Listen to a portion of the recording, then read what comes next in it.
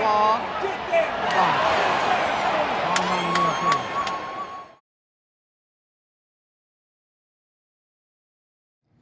Welcome back, baseball fans. I hope you enjoyed that video of the O'Neal Cruz home run, and I hope you're all having a great summer. And without further ado, let's get to the vintage Vegas 9 ball for the day. First card is O'Neal Cruz, and of course just watched him hit a long home run at Wrigley Field, and just one of the most promising young players in our game today, O'Neal Cruz. I think he is the owner of the highest exit velocity, I think 122 mile an hour off the bat on one of his swings, and just an exciting young player. Unfortunately, in 2026, he's been injured here the last month here prior to the All-Star break, but big time talent. And of course, he's moved off of shortstop and now plays center field. But just unbelievable bat speed and unbelievable talent. And I really enjoy watching him swing the bat. And a nice video there of his home run at Wrigley Field. O'Neal Cruz. We'll put O'Neal on the stand. I like his game. Young superstar. The next card is Blue Hair Don't Care, Jazz Chisholm. And here he is sliding into home plate with that blue hair. Exciting card. And of course, he's now been traded from the Marlins to the Yankees, and I saw that he was eating a lollipop at second base the other day, and kind of had him in hot water with his manager, Aaron Boone, and yeah, eating a lollipop at second base. Yeah, Jazz, exciting player, and of course in that short porch at Yankee Stadium with his left-handed stroke, hits a lot of home runs, and speed guy too. Kind of cut out of that mold of PCA, and exciting player to watch. Jazz Chisholm Jr. Nice picture of him sliding into home plate. The next card, the throwback here, the Hawk Harrelson, Mercy. And here he is smiling. And of course, back in those days, Hawk and other players had to do several things in order to supplement their incomes. I remember when he was playing for the Athletics, the Kansas City Athletics, the owner, Charlie Finley, would pay him to ride elephants and donkeys and other things in the outfield as a way to earn extra cash. And of course, Charlie Finley, one of the cheap owners of the baseball that era, and eventually Hawk was traded and started making a little bit more money. In fact, he thought about quitting the game of baseball. He was a great golfer, maybe joining the PGA Tour at one point to make a little extra money, but never did do that. But great golfer and great broadcaster. Loves his telecast, WGN growing up, and put it on the board, yes. And big time homer, big time Sox fan, and I love homers when I love when my announcers for my team are homers. And Hawk may be the biggest homer of all time. We'll put Hawk on a stand. Love Hawk and his broadcasting. Next card is the Machine, Albert Pujols. And you see him here at Tempe Diablo Stadium in front of that Tempe Butte. The American flag flying on top of the mountain there, the Butte. And the Machine, of course, just one of probably the best right-handed first basemen of all time. And just a great player. Always enjoyed watching him play for the Cardinals. And ended up with over 700 home runs. The Machine, Albert Pujols. We'll put him on the stand, Hall of Fame stand.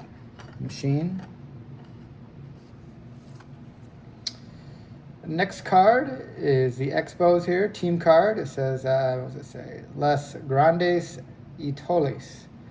I think that means the big stars in French. Of course, Montreal and French Quebec. And these were the big time stars in the early 90s. And played for the Expos. It's Marquise Grissom, Delano DeShields, Presidente, Dennis Martinez, and Larry Walker. And just always thought they had such an exciting young team in those early 90s.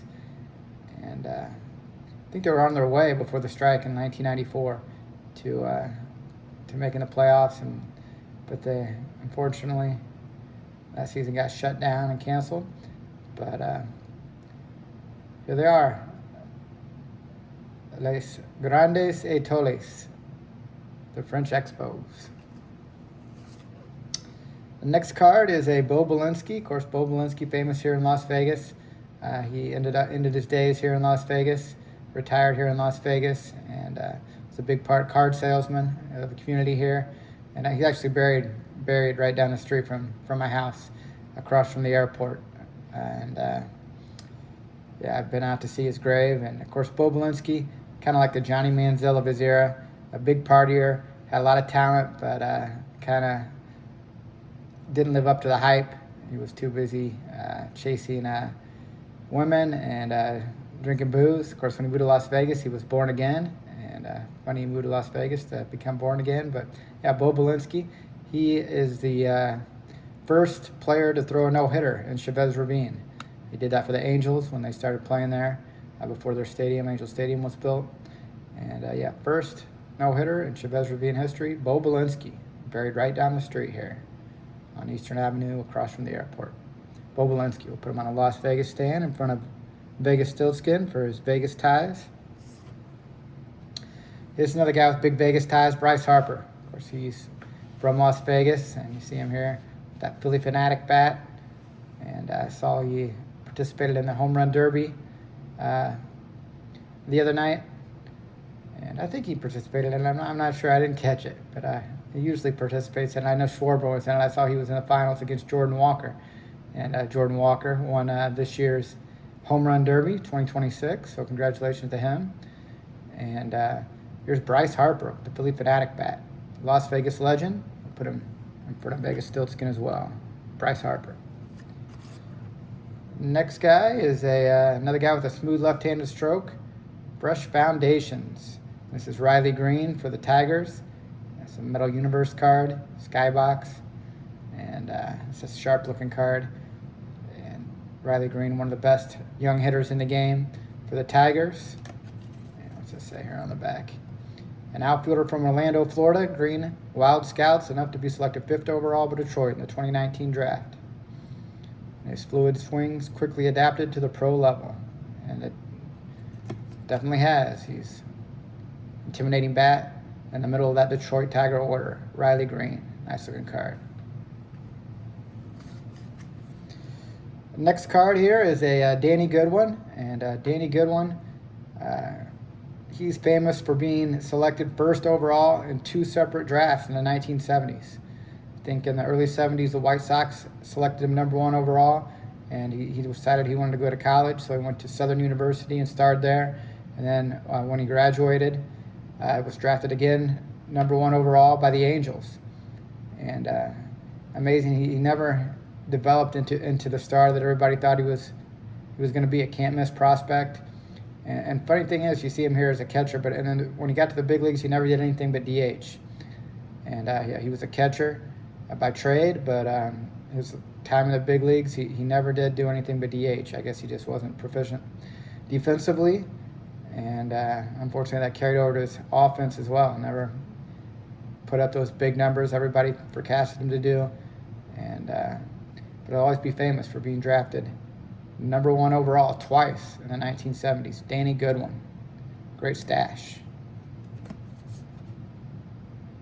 See his stats there for the Angels. 276 average with 2 home runs and 58 at-bats. Danny Goodwin. The next card is a George Brett. You see George Brett here with the donut on the bat and the pine tar. Of course, Brett had that big pine tar incident where he got called out. And that was a big ordeal. Billy Martin said he had too much pine tar on the bat, and he was called out. Of course, they later replayed that game, and the Royals, I believe, ended up winning. But yeah, you see him here with the donut. And now today they use the sleeves, but the old school donut, it's a nice look with the sweatbands and the tape fingers there. George Brett, one of the best hitters of all time. And one today we'll try this championship baseball. It's been a while since we've done that. This is George Brett. I don't think we've gotten a hit yet. And we've done 4 or 5 cards and still haven't got our first hit. So today we're going to try to roll the dice here. And the dice, of course, again, are from Santa Fe Station here in Las Vegas, Nevada. So we're going to try to roll these and see what happens, see what we get, see if we can get a base hit. Home run would be outstanding. We got 4 and 1. 4 and 1. So we'll check the back of the card.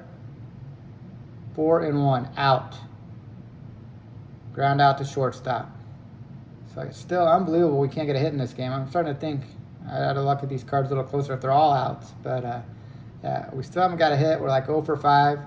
And in a deep slump, I thought George Brett, one of the greatest hitters of the 80s, could get us out of it. But unfortunately, no dice. No pun intended today. We'll put George Brett on the stand. And we appreciate you watching.